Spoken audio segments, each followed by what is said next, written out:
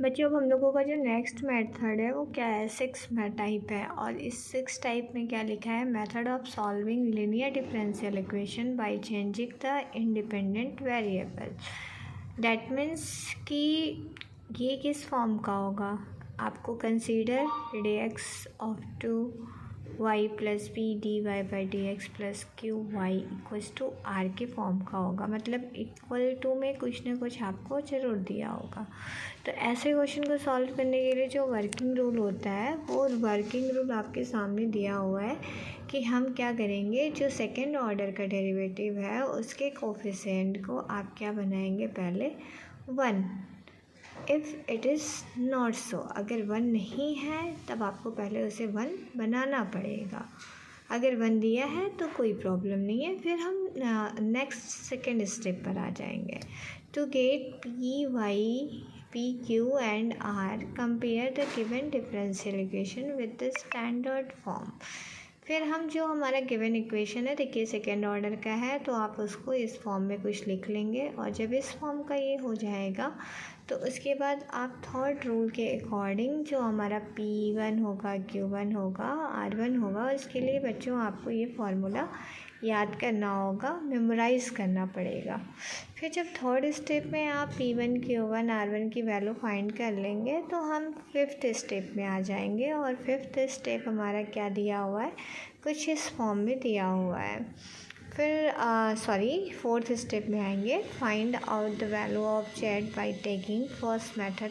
मतलब P1 को जो आएगा उसको इक्वेट कराना इक्वल्स टू 0, और जो सेकेंड मेथड में है Q1 इक्वल्स टू कांस्टेंट। फिर फिफ्थ मेथड आपका कुछ इस तरीके से है, और इस तरीके से जो PQR था उसकी जगह आपको P1 Q1 R1 सब्स्टिट्यूट कर देना होगा।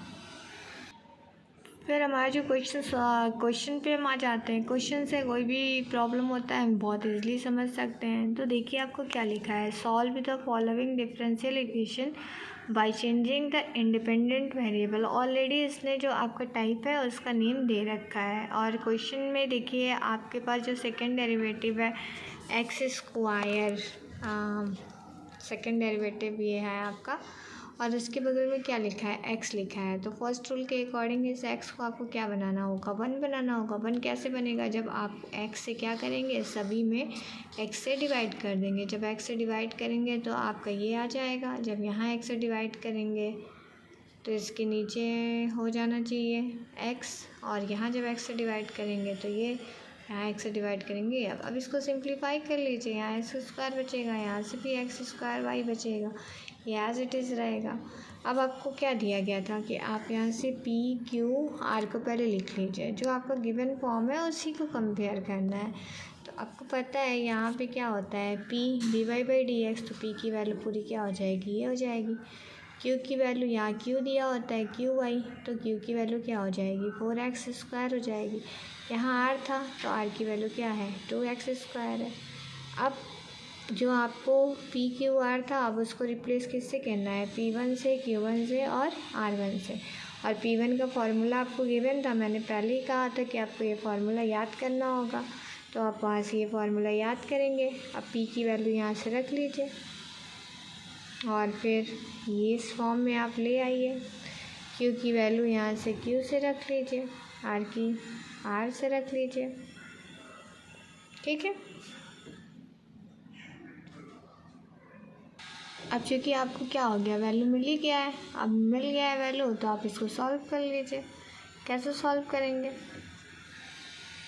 This 1 equals to 4 constant, that is ये आपके पास आ जाएगा। 4 क्या हो जाएगा, कैंसिल, तो एक्स स्क्वायर ये ऐसे इधर चला जाएगा, या इधर आप सेंड कर लीजिए, फिर 4 को कैंसिल कर लीजिए तो इसी फॉर्म में आएगा। ये आपका स्क्वायर है, स्क्वायर क्या है, स्क्वायर रूट लगा लीजिए, तो केवल D Z by d x की वैल्यू x आ जाएगी। अब ओनली डी जेड चाहिए, आप डी एक्स उधर भेज लीजिए। अब आपको केवल z की वैल्यू चाहिए, आपको क्या करना होगा, इंटीग्रेटिंग बोथ साइड। जब इंटीग्रेटिंग बोथ साइड करेंगे तो यहाँ z आ जाएगा, और यहाँ से इंटीग्रेशन करने के बाद इंटीग्रेशन का फॉर्मूला क्या होता है, x to the power n+1 upon n+1 से क्या हो जाएगा, x स्क्वायर अपॉन 2 हो जाएगा।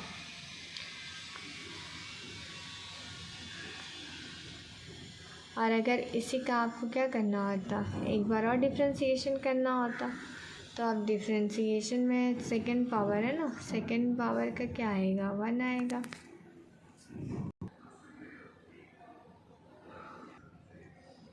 यहाँ से देखिए, यहाँ एक बार इसका डिफ्रेंसिएशन करेंगे तो ये 1 आ जाएगा। इस फार्मूला है, फार्मूले में सबकी वैल्यू रख लीजिए। फिर ये x, इस x को क्या करेगा, कैंसिल कर देगा। यहाँ से 4x स्क्वायर -1 +1 +1 -1 को कैंसिल कर देगा x स्क्वायर को, तो यहाँ पे क्या आ जाएगा, 4 आ जाएगा। अब जब 4 आ जाएगा फिर r1 का फार्मूला लगाइए, ये लिख लीजिए, r1 की वैल्यू रख लीजिए।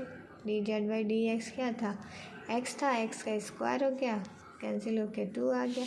अब ये जो इतनी भी वैल्यू आई है P1 Q1 R1, इसको कहाँ पुट करना है आपको, जो आपने गिवन दिया हुआ था इक्वेशन, कहाँ है इक्वेशन 2, पहले चेक कर लेते हैं। ये इक्वेशन ऑलरेडी आपको दे रखा है, इसमें P1 Q1 R1 की वैल्यू ला के रख दीजिए।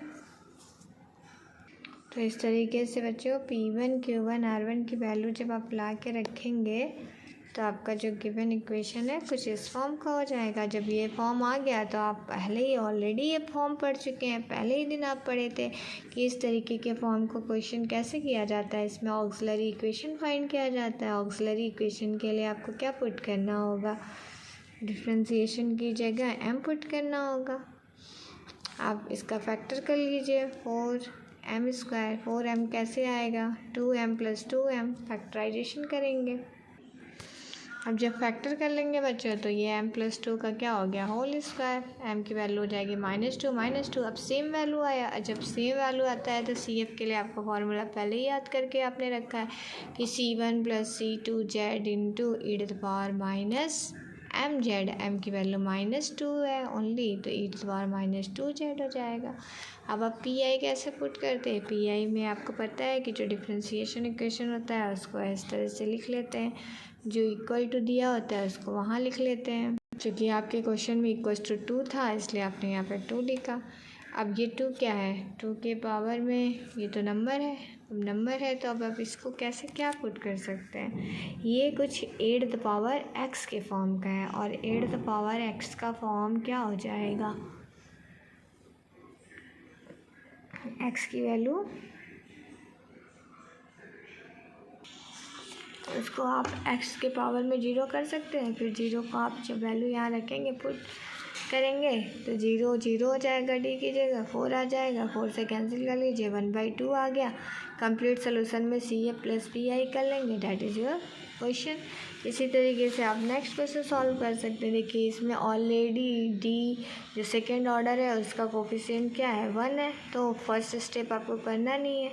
जो क्वेश्चन दिया है इसमें आप ये क्या हो जाएगा, आपका P हो जाएगा, ये Q हो जाएगा sin स्क्वायर, और ये आपका पूरा क्या हो जाएगा, R हो जाएगा। फिर जब इतना दे देता है तो आप P Q R की जगह क्या पुट करते हैं, P1 Q1 R1।